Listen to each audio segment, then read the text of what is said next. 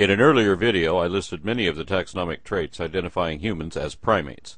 In another video, I also explained why we're more specifically classified as a species of apes. But I deliberately omitted an intermediate stage between those two apparent levels because it's one that evokes so much resistance. It really requires a separate discussion just for that one trait alone. Now, no one argues whether we're vertebrates or placental mammals, even though that also means we're animals. The fact that we're apes can now be verified just as easily. For a while, most people thought the word ape referred only to extant, non-humid pongids, also known as great apes. There was no consideration given to lesser apes, nor any of the many ancient apes we kept finding fossils for. Mainstream science sources are just now starting to realize that the word ape means a lot more than just chimpanzees, gorillas, and orangutans, and that it includes a few extinct hominids that are more humanoid than any of these. So there was a problem with our old method of classification, and it had to be fixed. Over the last 250 years, we've kept patching up the old 7-layer system by adding a suborder, infraorder, superfamily, subgenus, and so on, till we can't even tell how to rank the labels anymore. That's when we figured out there are no ranks, so we dropped the labels and found a new system, one that isn't so arbitrary. See, the problem with Linnaean taxonomy is that some of it is subjective. It's usually based on morphological similarity and sometimes on opinion. There's often no way to prove whether Linnaean classification was even correct because he didn't rely on the rigid set of rules that phylogenetics does. We used to say that men didn't evolve from apes, but that men and apes shared a common ancestor. Now we have a better understanding of what an ape is, and that our common ancestry actually would have been classified as such, and so should we be. This rule of monophyletic hierarchy should also apply to everything, including the race of cat people from the science fiction comedy Red Dwarf. I don't get it. Well, you know how mankind evolved from apes? Yeah, I know that. He evolved from cats. His ancestors were cats. He's descended from cats. He is a cat. Here you go, cat. Crispy! Polly says you like these. Hey, you monkeys eat off the floor? Ain't you got no style or sophistication? Oh, I'm sorry, cat. I'm sorry.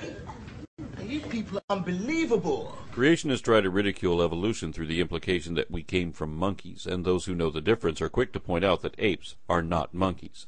For one thing, apes don't have tails, but there's more to it than that. For example, we can tell that a Barbary ape isn't really an ape, it's a tailless monkey. The same way we can tell a glass snake isn't really a snake, it's a legless lizard. There are so many distinctions that even if we found a snake that had legs, and we have, we'd still know it was a snake. But snakes are a subset of the order Squamata. That means lizard. If snakes evolved from lizards, do they stop being lizards at the moment they become snakes? And when exactly is that moment? It turns out that this is another confusing convention in Linnaean taxonomy, which is corrected by cladistics. Paraphyletic groups shouldn't exist in phylogenetics, nor would systematic classification permit the emergence of a new species to add another equivalent category. Instead, existing branches split into successive subsets that are each monophyletic, sharing a common line of descent from which they can diverge but never detach. This means snakes will always be a subset of lizards, and apes would still be monkeys. Talking monkeys can't exist.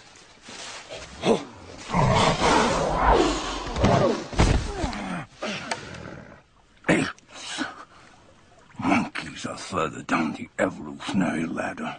Now I've done it. I've annoyed both creationists and scientists too. But I intend to show that our old interpretations are incorrect, that not only was the ancestor of apes actually a monkey after all, but that they never stopped being monkeys, and neither did we. I intend to show that humans can be, and already are, properly classified currently both as apes and as monkeys. Well, evolution, it's come back on the cards. Mr. Charles Darwin, who looked a bit like God, which is interesting, and he wrote a book called You're a Fucking Monkey, Mate. And he played around with the title for a while. We're all fucking monkeys. You're a fucking monkey, mate. Get out of my face, you're a fucking monkey. And then he ended up calling it The Origin of Species and Principia Mathematica. For centuries, taxonomists taught us that the clan of monkeys was divided into two branches. Some primatologists prefer to say New World monkeys and Old World primates, because they don't want people to confuse apes with monkeys. They look at them as sister groups, and they consider that Old World monkeys refer only to Cercopithecidae. This is a relatively modern group, so we know apes didn't evolve from them. They certainly didn't evolve from New World monkeys either. That's a whole different lineage. So by this definition, apes are not monkeys and aren't descended from them. But polyphyletic groups wouldn't exist in an evolutionary lineage either. Just as two Latin-based languages couldn't be independently derived from a non-Latin template, neither could separate sets of monkeys have come from a source that wasn't itself a monkey also. I think God designed us in his image, but I also think God is a monkey. Imagine you get to interview the Night Industries 2000 from the TV show Knight Rider, and you tell it you've never had a conversation with a car before. But Kit argues that he is not a car because he is smarter and generally better than any car, because mere cars can't talk like he can. Of course, you know that even a sentient automobile is still an automobile. So if you can't determine a rigid definition of exactly what that is, perhaps you could still prove the point if Kit will admit that being manufactured as a General Motors Pontiac Firebird Trans Am means it can only be a car. People deny their monkeyhood for the same reason, and that excuse can be refuted in the same way. Phenotypical taxonomy is character-based, an in-depth analysis of every morphological, developmental, genetic, or physiological trait. Systematic classification surpasses this by comparing these collectives to determine derived synapomorphies indicating a nested phylogeny, and that determines the clade, because phylogenetic hierarchy is the only consistent criteria for classifying diverse life forms stemming from an evolutionary lineage, and that is evidently where we came from. Ah, I see. So you mean we've traveled in time, but not in space? Listen, you semi-evolved simian, go climb a tree, will you? Don't bang your heads together, Four Eyes. No. Your monkey has got it right. You jumped forward many millions of years in time whilst retaining the same position in space. Let's start with the definition of primates and then add the traits of each successive stage from there on. We begin with a pair of subsets and a transitional link between them, one that is almost a monkey. When referring to basal monkeys ancestral to ourselves, most scientists prefer to use the word anthropoid, one of two acceptable names for that clade, because regardless of phylogeny, scientists generally consider it incorrect or even offensive to refer to humans and other apes as monkeys. That's a colloquial term, not a scientific one. And it's paraphyletic, meaning all anthropoids except apes, just like apes used to mean all hominoids except humans. But saying all of them except for us is a Freudian admission that we already know we are one of them. Besides, the words anthropoid and hominoid both imply possession of human characteristics, so humans could hardly be excluded from either taxon. We're just beginning to realize this, and it takes time to accept unconventional or uncomfortable truths. If you go to the right school in North Carolina, you'll learn the new standard, one which admits that humans are monkeys in the literal sense. But in Texas, they'll still say that chimpanzees belong to the Pongo family, even though this was shown to be an error at least a decade ago. Polyphyletic omissions attempting to exclude basal simiforms to avoid embarrassing associations are unscientific and unacceptable, being reliant on subjective criteria. Common dictionary definitions are similarly inconsistent, incomplete, contradictory, and inapplicable. So are the absurd aspects of some layman's classifications. Obviously, we can't properly identify anything by single traits, nor can we say what something is by listing what it is not. Traits that are usually present still aren't definitive unless they are shared by all members. So the only way to properly classify anything is according to the collective characters common to everything already accepted in that category without making exceptions for certain ones. Consequently, cladistics has rendered some colloquial words like fish and reptiles virtually meaningless because they're as inconsistent with phylogeny as things that are gray. We must either assign consistent definitions or drop these words from our vocabulary of scientific terms.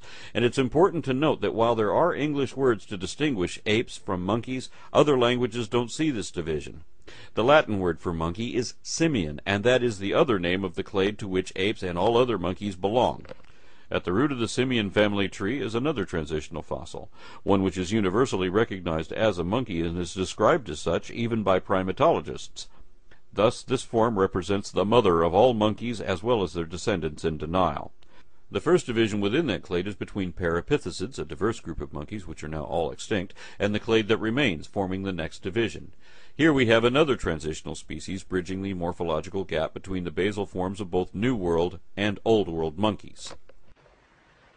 Well, man are sort of evoluted from the Old World monkeys.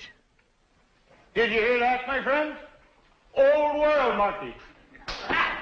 Going to is the case. You and I aren't even descended from good American monkeys. In some respects, New World monkeys are actually older and more primitive than Old World monkeys, and contrary to popular opinion, Old World monkeys aren't a sister clade to apes because they're not limited to cercopiths. The fossil record reveals yet another set of catarrhines that are not only definitely monkeys, but are basal to both Cercopithecidae and Hominoidea. Most cladograms omit or ignore groups that are otherwise entirely extinct and thus perpetuate an erroneous illusion, especially since these groups are where the most transitional species are to be found. In this case, Aegyptopithecus was an ape-like monkey believed to be ancestral to Proconsul, a monkey-like ape, and the forerunner of all Hominoidea. The implication is inescapable even when there is a concentrated effort to avoid using the word monkey in a context which includes apes, and that's especially odd since the general public commonly recognizes chimpanzees and even gorillas as monkeys. If they're not monkeys, then what's the difference between them? Especially since every ape, extant or extinct, including man himself, meet all the criteria of that clade. Regardless of the outraged objections often raised by this, it is a fact that whether classified by features or phylogeny, humans and other apes are uneschewably monkeys, both by definition and derivation. You're a fucking monkey, mate.